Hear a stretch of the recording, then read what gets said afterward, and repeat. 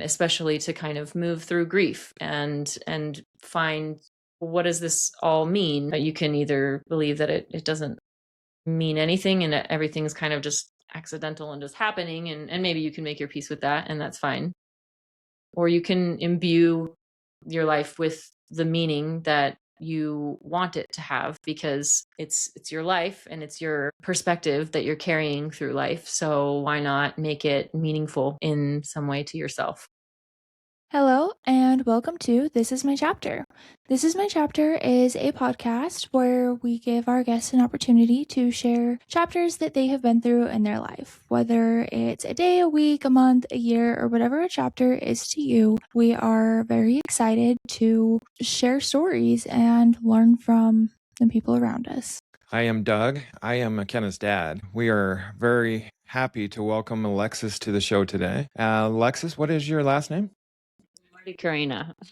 The reason I ask you is because I can't say it. I knew Alexis when she was in high school, when we lived in a small town in northern Utah. She was friends with my daughter, and she's very, very talented. She is a musician. She is a mother. She is a wife. She has a college degree. We can talk about that. And she has some chapters in her life that are very sad and some of them that are very happy. But we're going to discuss some of those chapters in her life because this is what we do here. And welcome, Alexis. Thank you so much. I'm so happy to be here. Let's start with your childhood. Where did you grow up? Grew up all over the country because I was an Air Force brat. And I am the first child that my parents had. So they were young parents. So we were moving around a lot, especially in my childhood. So I started in California, and then we went to Texas and Colorado, and then we went over to Ohio and Illinois and to Utah and to Japan and then back to Utah. So we were moving all the time. I like to tell people, when I was a kid, I thought that everybody moved every summer because that's what we always did. And it was like, okay, summertime is when everybody gets a new house and they get a new school and a new teacher and new friends, because that's just all I knew. That's how I was too. I was an Air Force brat, and so we moved around a lot. But Do you think it made it easier moving around so much as a kid, just thinking that that's what everybody did? Like you didn't know different? Yeah, I know. I've talked to some people who had this experience and who have had a hard time with it. And a lot of times when I tell people that I'm an Air Force brat and I moved all the time, they're like, oh, that must have been really hard. But it was really natural for me. And I think that was a combination of being used to that, but also I think my personality was just outgoing enough to cope with it. I'm sure there are people who are more introverted that would have had a harder time with it. But I always told people I'm shy, but only in the beginning. And then I would warm up to people really easily. And it just gave me a lot of different experiences with different types of people, being able to maybe not reinvent myself every year, but just like start fresh every year with people, I think was kind of a best kept secret of moving around all the time, that I think is just something that you get to enjoy. I just remember moving around, and new class, middle of the year, not at the beginning of the year. Like if, you go into junior high and you're like, oh, everybody's new because they're all coming from different schools. And you show up in January and everybody's staring at you, and the whole school is like, who are you? But so you graduated from the same high school as my daughter. So Morgan High School in Morgan, Utah, up by Snow Basin, home of the downhill and the Olympics. Going to be in the Olympics again when they come back to Utah. But after that, you went to University of Utah? Yeah, I graduated high school when I was 16. Yeah, I forgot about that. Yeah, I graduated a little bit early. So it was like kind of early for me to leave the nest, but I had actually had a stint in a boarding school before I graduated high school. So I'd had a little bit of that experience. So I didn't live in the dorms at the University of Utah when I went there. My parents actually bought a house because my mom decided that she was going to go back to school for law school at that same time. So it was kind of funny. It was like the perfect like synopsis for a sitcom or something, Mom's going to law school and daughter's going to college for the first time. And so they bought a house in Salt Lake just for us to stay in during the week. And then the plan was that we would go home on the weekends to Morgan and then come back to school. And so I went to the University of Utah. My mom ended up graduating from law school right around the time when like the economic downturn happened. And so it was like a really bad time to graduate from law school. I became a little bit disillusioned with school And having started at 16, I think I was just like, go, go, go, go. And then at a certain point, I was like, wait, what am I doing? Where am I going with this? So I left school for a couple of years and just worked part-time and just kind of, lived a young city person's life. And then I went back to school and finished. And I was actually strongly inspired to go back to school and finish when my ex-husband's little brother commit suicide. And that was just like a big moment of upheaval. And as that becomes a moment in your life where you kind of reflect on where you're at and what it's all about and what you're doing. So that was kind of what prompted me to go back and just finish school. From there, I lived in Salt Lake for a while. My first marriage ended in an emotional sense. It ended kind of like in a catastrophic way. Not in a catastrophic way in any like material sense, but I was young and it was a hard time. And I remember like kind of striking out on my own after that, finding my own apartments and stuff like that in Salt Lake and just continuing to work. I remember I had worked my first job, the job that I was in for a really long time, was working at the Clark Planetarium in downtown Salt Lake City. A lot of my core friend group is still people that I had met from that job and that experience. And I remember at some point, because I was there for like maybe 7 or 8 years, my mom was like, "Are you going to work there forever?" Like it was, it was just an entry level job that I was just like really fond of and I was just sticking with. And so eventually I did venture out. And that's when I started working in intellectual property law, not as a lawyer, but just working in offices there. That's where I started that career. I eventually made a move away from Utah. That was something that I had wanted to do. I think a lot of, maybe not everyone, but a lot of young people in Utah have this idea that they want to venture out and try something different outside of Utah. And so I definitely followed that track and I moved to Seattle and I lived there for 2 years. Was it just you that went? It was kind of a funny circumstance getting out there. So I had started dating someone who lived in Portland. And this was when I was still living in Salt Lake. And him and I both were like, wouldn't it be crazy if we just moved to Seattle together and just like made this really big, leap of faith. And we were both kind of realistic about it, about being like, well, the relationship might not work out, but at least we'll be in Seattle. That also sounds like a sitcom. I know, yeah. I just have this long string of these sitcom scenarios in my life. Yeah, so the circumstance for me going out there was to take the opportunity of like, I met someone and we're in a relationship and we both want to go to this city. So we just kind of made that leap. And that relationship didn't pan out, but we ended up in Seattle. And then I was living in Seattle and working there and kind of building my life there. I didn't really have any plans to come back, really. I didn't have any solid plans at all, really, but I was feeling like I was making Seattle my home. But I remember I was coming back from a doctor's visit and I realized that I had a missed call. I had a voicemail from my mom and she called me and let me know that my dad had been in a car crash. And it was bad enough that she was saying in the message, like the message itself, she didn't say that he had been in a car crash. It was one of those like, call me back. And in that moment, like you hear their voice and you know that there's something up. So when I called her back, I think about this sometimes because I'm not sure it's something that I would do, but I called my mom. She didn't really answer, but I could kind of hear a voice that was talking, almost like I was listening into a conversation. And I couldn't quite make out what they were saying exactly. I think I heard like brain and just these words that combined together. I was like, something's wrong and nobody's talking to me and I don't know what's going on. And then all of a sudden my mom's voice comes over the line and says, "Did you hear any of that?" To which I was like, "Tell me what's going on. I don't know what's happening." But my dad had been in a bad car crash at that time, it was bad enough that it was like, anything could happen. We could lose him. We didn't really know. So at this time, my mom had already been diagnosed with breast cancer.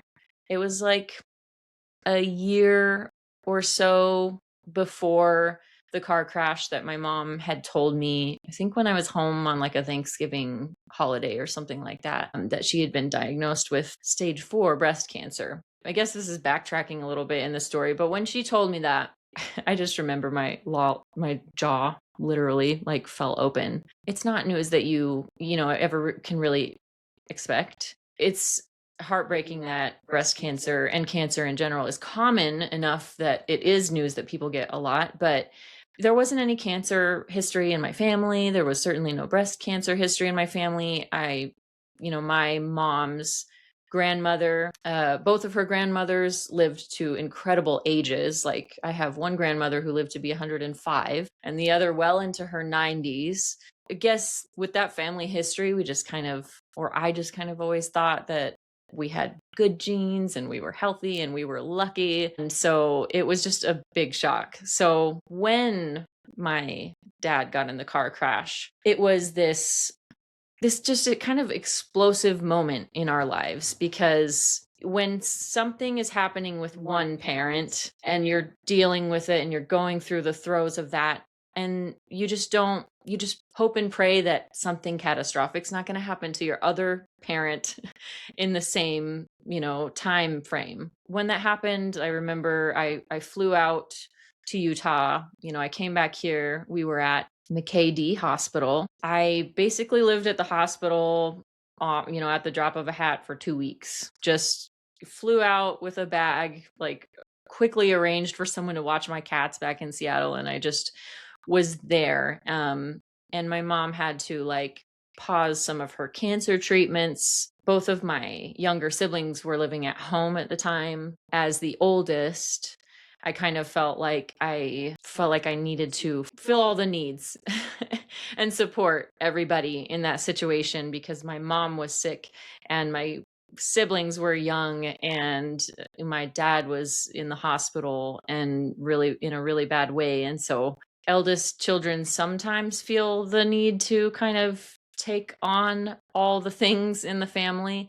I definitely fit that description of the eldest child, and I think it's funny because it's something that I'm both like proud of, that I feel so confident and capable in terrible moments, but it's also kind of a curse because then it's easy to forget about yourself and anything else. Like I remember by the end of week 2 and, you know, staying in the hospital, like hotel kind of thing that they have.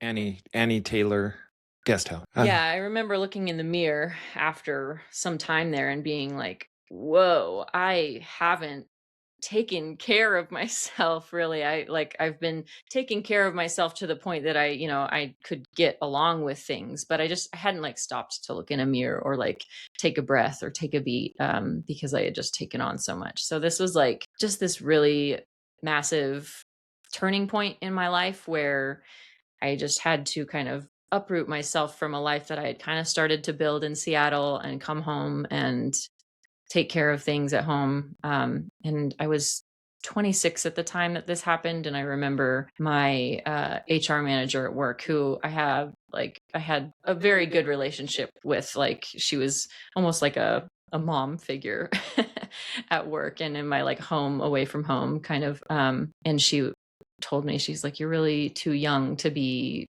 dealing with all of this, because I was kind of just keeping her up to speed on things for work purposes. I just can't even imagine being in a scenario like that where you have both of your parents and taking on such a responsibility, knowing that they both needed help in that moment. And how was it leaving Seattle? Did it feel like you were like grieving a loss of that life that you had there?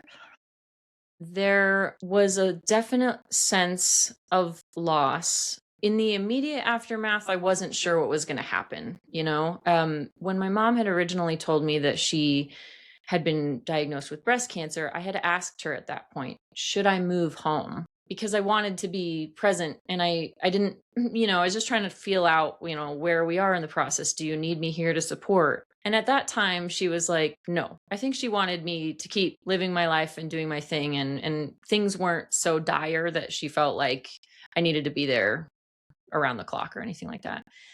But when my dad's car crash happened, it was really interesting, the contrast between the two different kind of medical emergency scenarios that my parents were experiencing. One was a slow slow as in the way that cancer works slow. So like fast in some ways and slow in others, but like you learn about it and then you're working through it sometimes for months and years at a time. Right. And then the other being the car crash, which is just sudden and like just incredibly dire right in an instant. Contrasting those two was really strange. But when I came back, I had taken on so much of like supporting my family. I just felt like I couldn't just go back again. Like, sometimes there are moments in your life where you just feel like you can't go backwards from that moment for whatever reason. And I felt like I needed to not only be around to support my parents, because we didn't know what my dad's recovery was going to be like and how that was going to fit in with my mom's recovery that she was doing, but I had my younger siblings. There was a moment or several moments in that whole ordeal where I had in my mind, if both of my parents passed, I would have my little brother who is still a minor that I would need to take care of. Nobody asked me to do that. But it was another one of these, like, I'll do it.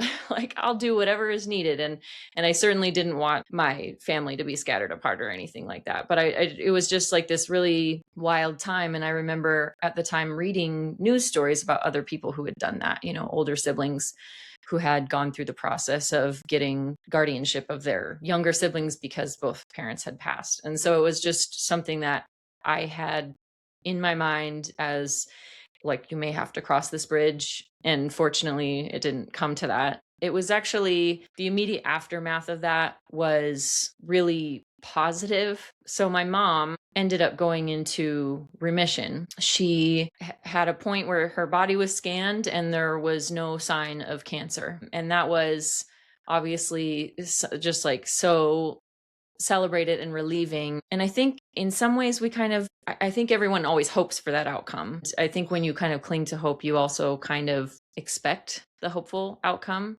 I think also my mom, just thinking of how like healthy and strong she was, that I was like, great, this is the outcome that we hoped for and that we expected. And my dad's recovery was really incredible and remarkable as well. Like, he was in ICU for a number of days, and then his recovery outside of that in the hospital, I just remember everyone in the process saying how amazing his recovery was, that he didn't have this really severe brain injury that really affected like his cognitive abilities or like changed his personality or anything like that. Just to describe a little bit of like what happened to him in the car crash, he crashed into the back of I think they were just described it as like a welding truck. There was this metal beam, like a square beam that went through the windshield and hit him in the face. And this was going, 65 plus miles per hour on the interstate, in this canyon. So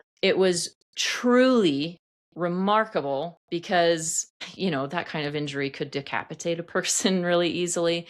It was so like within, millimeters of something much more catastrophic. So the whole set of circumstances with both my parents felt miraculous. I mean, that's how a lot of people would describe it. And my mom, I remember her saying like, we're the miracle people, because they had both like really beat the odds. For a few years, we lived in that space, the miracle space. And, at the time, I renewed my interest in like doing something different with my career, trying something different. I think I was really inspired by our experiences, both good and bad, in the medical system to somehow go into the medical system. And I started going back to school, back at the University of Utah, for what I thought was going to be pursuing a genetic counseling degree.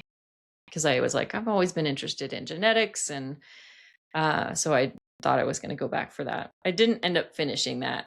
It was one of those moments where I made a decision and I went for it, and then I kind of took stock of it, and part of it might have been the student loans I was racking up, and so I decided to step away from that. But really, something to post-traumatic growth. It just kind of spurs you into doing something different and trying something new. That's where we were for a few years after everyone survived their ordeals.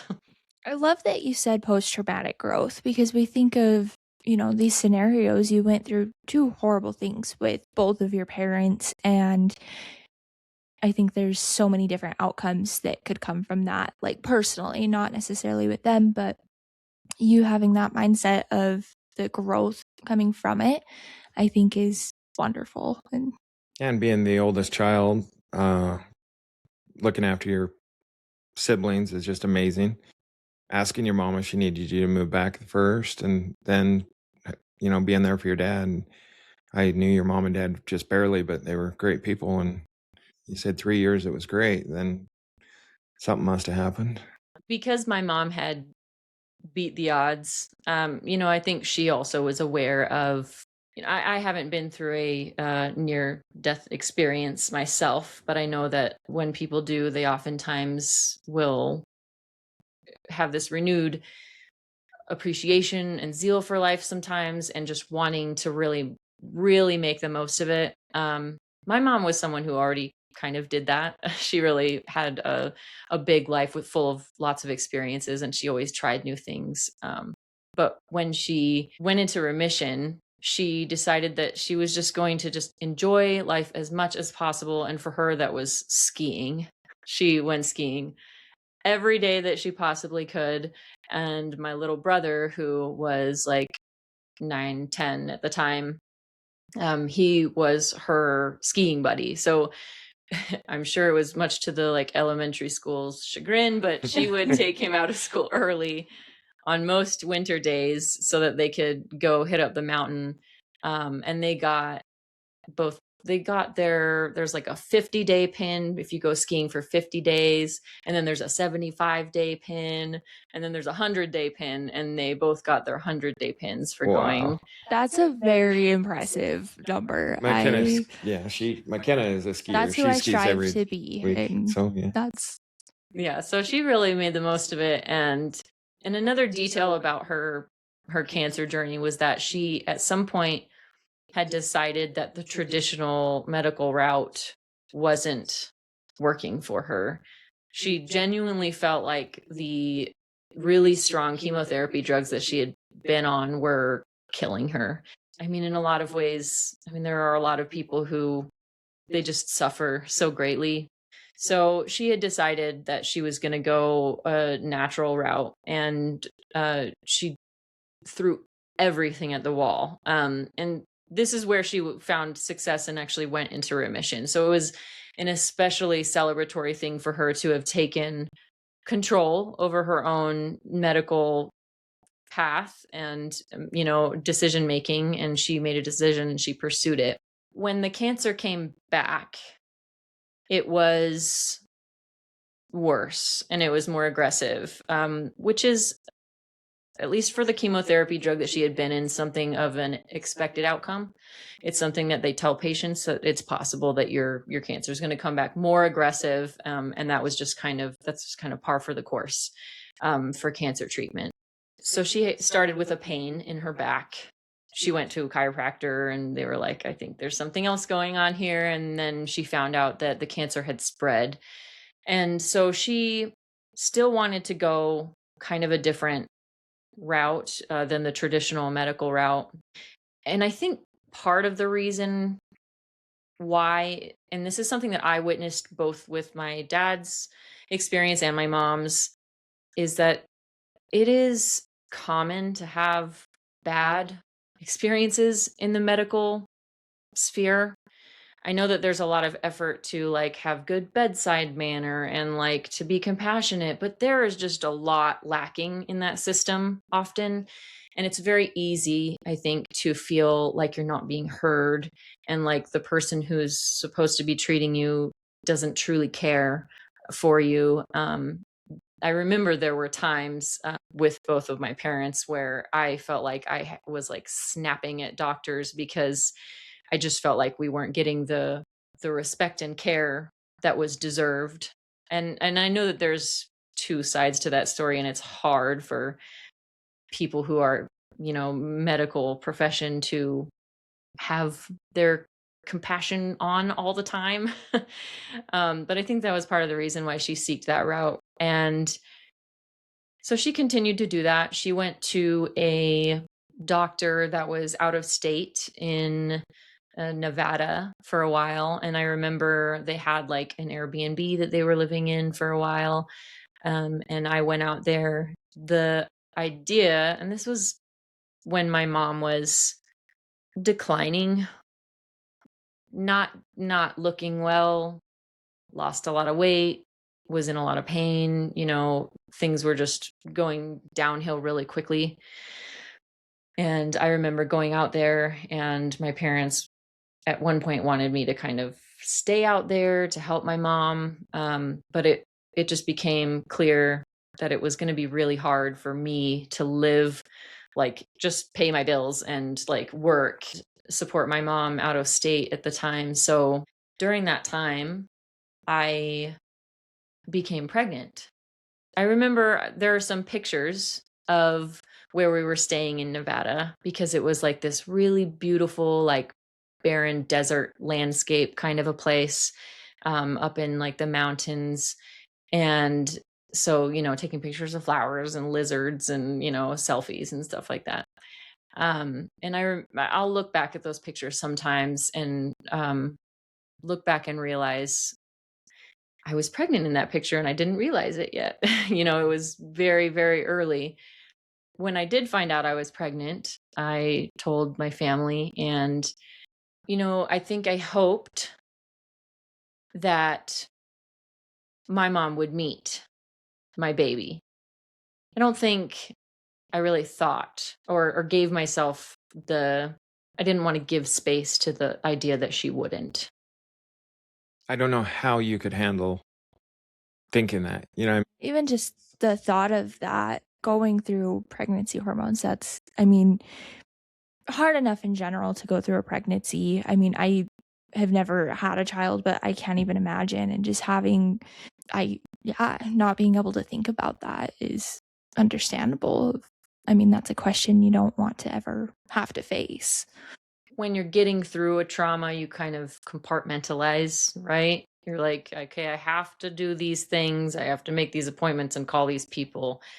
And also there's this really emotional like upheaval going on in your life, and trying to give space to both of those things. Like you just can't do those things simultaneously. When my mom came back to Utah. She did come back to Utah. She had a medical episode in Nevada that wound her up in the ER. And at that point, it was clear that she just wasn't going to be able to continue doing the treatments that she was doing there. And they packed up and made the way back to Utah. And my mom started going to the Huntsman Cancer Institute up at the University of Utah, I was living downtown at the time. So I was kind of just up the street from that.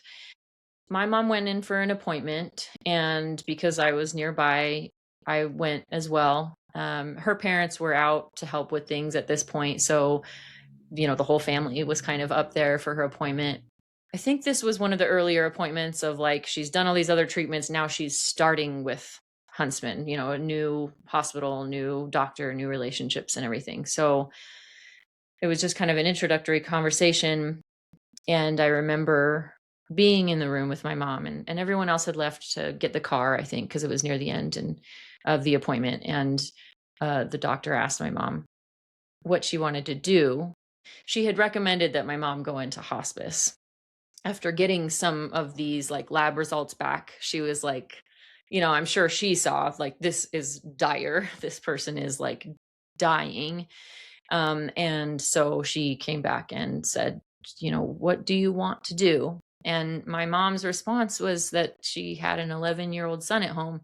And she said, I want to live. It was just me and my mom and the doctor in the room at that time. It was really, it's probably the most painful memory I have of that time, because someone who says that, but cannot continue to live, is just prevented from doing so. It's more heartbreaking than anything. So she said, I want to fight. And so for a while she did. At the Huntsman, they admitted her. They said, if you don't want to have to wait weeks for all these appointments, you have to be admitted so that you can get prioritized and we can do this quicker. During that process, her siblings flew out, and at one point I remember her looking at my dad and saying, "Is this it? Am I dying?" Which is such a heartbreaking question to hear anyone ask.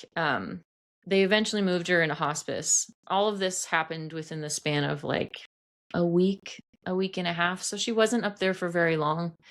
And during this time, I had told my parents that I was pregnant. I was still in my first trimester, so I wasn't really showing it. But I did get my first ultrasound pictures. And so I was very excited to show them to my family and to my mom especially. And the first ultrasound pictures are just little blobs. There's no defining features really, and it doesn't really look like a little human yet. So it was just a little blob, but it was something that I could show to her, and I was excited to show her. As we went through that process and she got moved to hospice, and it just became clear that she was not going to survive to meet my baby. Not really by a long shot, because I was still in my first trimester and she was on her way out. During that time, I decided on the name for the baby, and I had picked out a girl name and a boy name. The first name was going to be the same regardless of whether or not it was a girl or a boy. So I knew what the baby's name was going to be, and I made the decision. I said, I want my mom to know first. I want to tell her. And this was only like a day or two before she passed that I whispered into her ear that the baby's name was going to be Lyric. And she smiled, which was a remarkable thing because she was in a lot of pain and she wasn't really smiling during that time. And I remember my dad, saying something like, Lex made her smile. So it was, I had to consciously like share pieces of the baby with her because I knew that that's all she would get in this life. So it was a decision that, I was really happy to be able to make. And that was like the day that I told her the baby's name was like her last day fully coherent, because the next day she was alive, but she was at the point where she was kind of seeing things and, just dying. And so the timing of it just couldn't have been more like last minute down to the wire of being able to tell her what the baby's name was going to be. And the middle name that I chose was Marie, which is my first name and my mom's middle name. So it was also a piece of her name that got to be carried on because I did end up having a girl. Beautiful that you got to tell her, and so sad that you had to tell her at that time. But what an incredible story. I lost my mom to cancer, but not at a young age, and so you're going to help so many people with a story that I'm so glad you're here to tell it. Were you still in your first trimester at that point? Yeah, I was. And I remember after my mom passed, not that long after, I had my second appointment and I got more ultrasound pictures. And at that point, those pictures looked more like a little human. Part of the reason that I wanted to share this chapter of my life is because when my mom passed and I was pregnant, I did what I often do when I'm processing things, for better or worse. I'll go to Google and I'll just Google it outright. Going through, grieving a loss while pregnant. just to kind of like seek out other people, I guess, seek out the stories, seek out the ways that other people have dealt with it, because in that moment I was like, how could this happen? And it just the overlapping of grieving and being pregnant at the same time just wasn't something that I'd ever really heard talked about or experienced. So I went out in search of people who'd experienced it, and I found that a lot of people have. And it was really helpful to hear people's stories and their perspectives and how they got through it. But like with the ultrasound that I got that looked more like a little human baby, that moment and pretty much every milestone moment throughout my pregnancy was tinged with both, I was holding grief and joy at the same time. What I found was that it unfortunately just felt like you would never be able to fully inhabit either one exclusively. That felt very unfair, but it also felt like that's just an unfairness that I have to live with. It's not going to change. It's not going to help me to say, okay, well, I'm totally just going to set aside my grief so I can just feel super joyful in this moment. It doesn't work that way, as much as you try and compartmentalize with something so big like that, it just has to coexist and it doesn't have to be fair. It's just the way that things are. So, framing became really important, like framing it as you have to hold both of these things at the same time. And they can, your grief can inform your joy and your joy can inform your grief. It was just, it made me approach my grief in a different way than I think I would have. I think sometimes, I don't know if everyone feels this way, but sometimes for me, if I'm feeling really like I'm grieving or I'm really low, sometimes you just kind of want to lean into that grief and lowness. And sometimes that means you're not making the healthiest decisions, right? You're like staying up way late or eating a bunch of junk or turning to substances or, you know, you're kind of almost punishing yourself more to like fully inhabit that like hurt space. But with a pregnancy, I didn't have that option. And I truly was kind of afraid that if I grieved too heavily, that it would hurt my baby.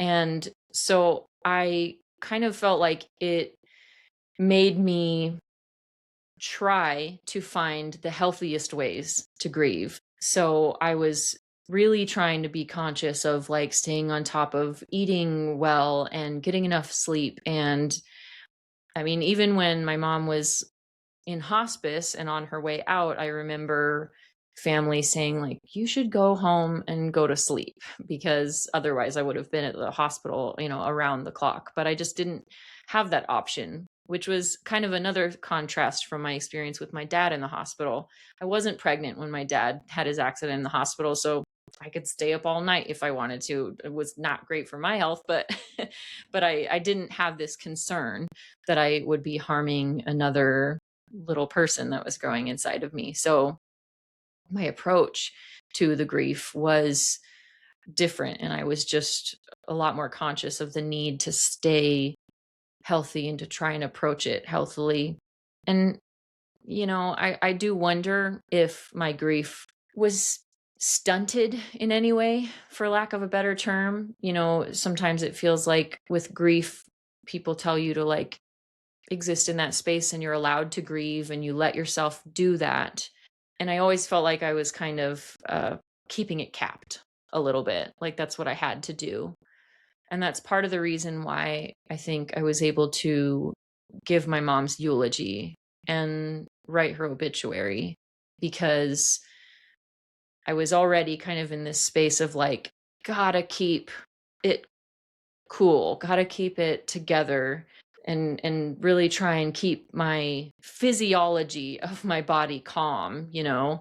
um when I gave my mom's eulogy, I had this experience. So I remember sitting in the front row, in front of her casket, waiting to go up.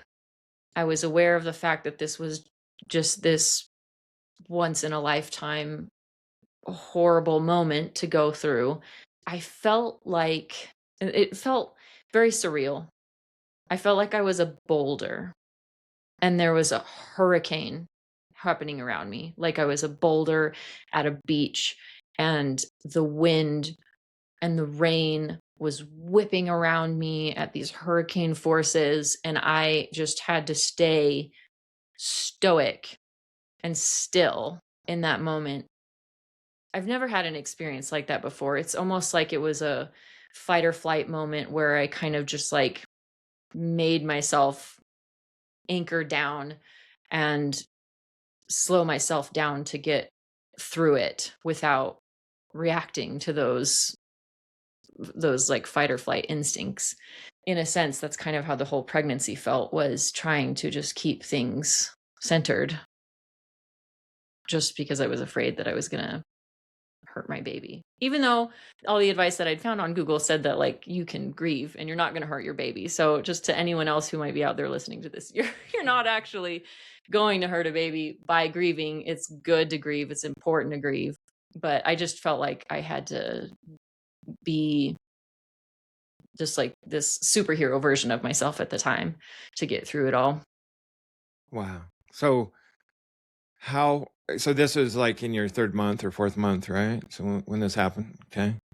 I just can't even imagine how scary. I mean, going through like as a first time mom and you're trying to learn how to properly take care of your body for your baby and how to do all these things, and I can't even imagine. I'm really like a loss of words. I think that shows so much strength on your part for just getting through it. Your dad raised your siblings, and Yeah, my dad had recovered from his car crash and was able to get healthy again and go back to work and the whole thing. So I didn't have to live out the scenario of taking my siblings into, under my own roof.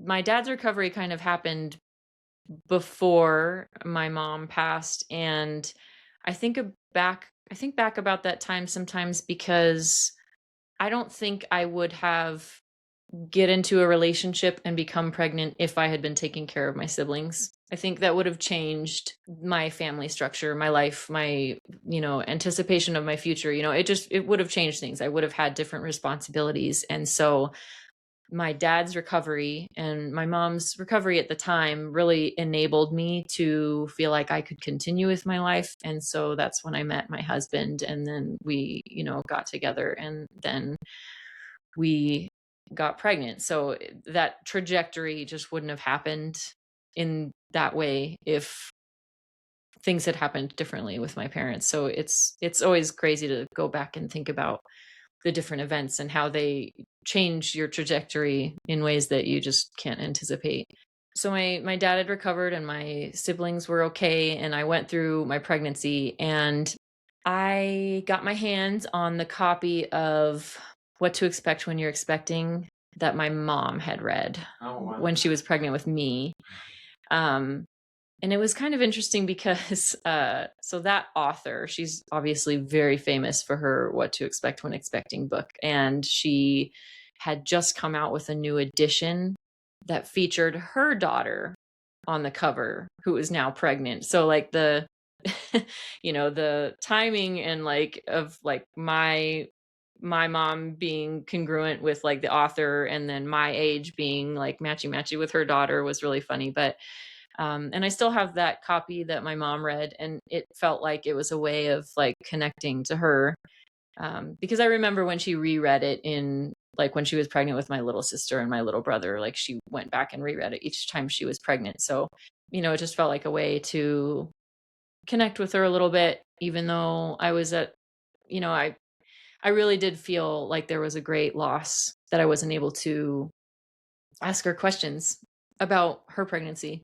Like I felt like I had missed this opportunity to talk to her about those things. But, when I wasn't pregnant, how would it have come up? It wasn't something that we'd covered. And I could ask my dad about it, but it's not quite the same as like asking from the person who went through it all. he was a dad. Come on. Now. Right.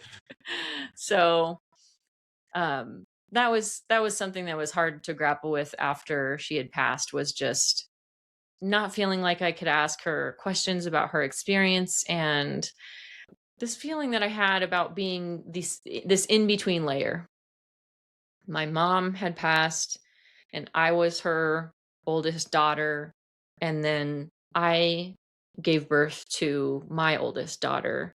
And so my first Mother's Day without my mom was also my first Mother's Day as a mom. So it was a really strange, I just felt like I was this weird, sandwich in between of these generations. But I felt like my mom and my daughter had this spiritual connection. One of the things that I had read about from other people's experiences, people make a lot of different conclusions or have different ideas about like you would hear people say, and they said this to me, your mom is playing with your baby's spirit up in heaven before she passes them down to you, which raises all sorts of questions, about, well, then what's this little thing in me? Does it not have a spirit yet? Or Yeah. questions like that. And everyone just has to kind of like find their own interpretation that works for them in that. There was one moment in particular, and we've had several moments where I feel like my daughter is somehow connected, spiritually with my mom in some way, in a way that I can't truly describe with like any certainty, obviously. But there was one particular moment that I wanted to share. This is after my daughter was 2 years old, and we had gone to the library and picked out some library books, one of which was a book about women throughout history. And it was just this cute little like a hand-drawn board book of all these famous and notable women throughout history. One of the women was Nichelle Nichols, the first Black woman on Star Trek. And so her drawing was of her in a Star Trek, like red shirt, Star Trek style outfit. Without any prompting, my daughter was like, that looks like Grandma Sandra. And this was really notable and like really wild to me because my mom, like much of my childhood, she had this red shirt Star Trek outfit. It was like a Halloween costume, and because she liked Star Trek, and so there were many Halloweens where she dressed up as that. But I hadn't, like, I don't even know if we have pictures of my mom in that outfit. I didn't like talk to my daughter about this, and she didn't say this about any of the other women in the book that we had. It was just like we turned to that page and she just remarked that it looked like Grandma Sandra, and I was just really blown away by this. And it was just one of those moments where I felt like there was this strange connection. People say that, young kids especially have this just natural connection to people who've passed on. And, I couldn't explain it, but it was just something that I felt was really precious. And so I'll always remember that and pass that story along to her because it was one of the ways that they were connected. Yeah, it's such a great story because you hear of it often that somebody will say, that's Grandpa so and so, and they've never seen a picture. The child's 2 or 3, and it's like, what the heck is going on here? But wow, that's incredible. Let's give a little update. So now you had your baby, everything is great. Then since then, any more children? Yeah, so my eldest is 6 now. She just turned 6 this month. And I have a 2-year-old as well. So, and they're both girls. Um, I had always kind of thought that if I ended up having kids, I would have 2 girls because my mom had 2 girls first, and her sister had 2 girls first, and we just have a lot of people in our family who have had that pattern of 2 girls and then a boy. So it was kind of funny that it worked out that way. But yeah, so I have 2 daughters now, and it's wild to think that it's been so many years since my mom has passed. We go up to her grave and I try and talk to my daughters about Grandma Sandra and make sure that she has some kind of presence in their life, even though it's not in the same way that she has a relationship with, they have a relationship with the people who are alive in their lives. But we've got, pictures up and stuff like that. Or I'll often remark on things like, oh, you like that food? Grandma Sandra really liked that food too. And, just trying to keep that connection alive because I know that my mom would have really wanted that. She didn't want to be left out of things. So, yeah, we do that to kind of try and honor her. What about your dad? Is he remarried or is he still single? Yeah, he remarried, and so they have a blended family there, and they're still living in the same house in Morgan. Um, so I now have two, what are they called? Half brothers, step brothers. I get the two confused. Yeah, so we have two new brothers in the family, and kind of a blended family going on. And my girls have grandma and two new uncles, and so that's been a really awesome experience to have, just to bring more people into your lives. When you lose someone, oftentimes you'll find more people coming into your life, sometimes as a direct consequence of losing that person, sometimes not. But my mom is buried in the Pioneer Cemetery that's like just up the road from where they live. From her plot where she's buried, you can see the roof of their house. And so we joke about her like keeping an eye on things. She's always watching. And she probably is. There you go. How cool to be able to be so close. And wow, what an incredible story, and you're going to help so many people. one thing I did want to bring up that you wrote that I just loved, I have it here. You said, I think we create the meaning we want out of the world. Is there anything you'd like to say on that? I just thought that was such a powerful statement in and of itself. That This magnet that we have on our dishwasher, but it's in our kitchen. We have this magnet that says something along the lines of, you don't find yourself, you create yourself.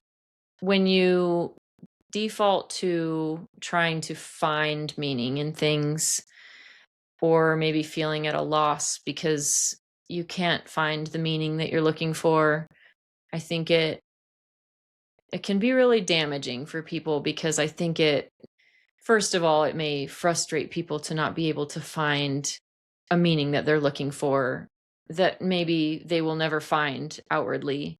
But I think it can be discouraging because it kind of takes away some of your agency to be able to instead reframe things as creating the meanings that you want in life. So like, the story about my daughter saying that looked like Grandma Sandra.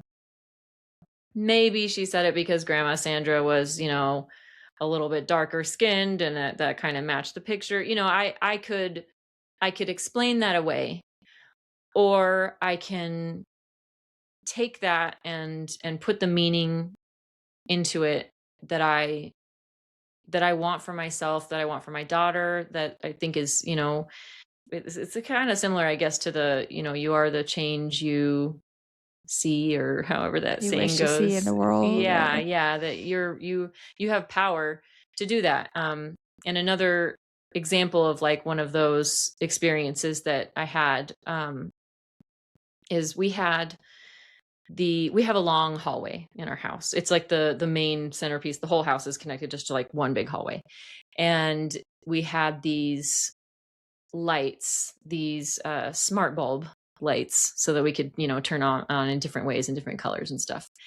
And one day they went on the fritz for whatever reason, just started blinking. No idea why. But the only lights that weren't blinking were the ones that were just by the kitchen. Those were off. And I interpreted this as my mom's presence. And the reason why is because my mom didn't cook. She didn't like it. She was happy if she never had to set foot in the kitchen. That was not her space. She didn't want to inhabit that space. That was just not for her.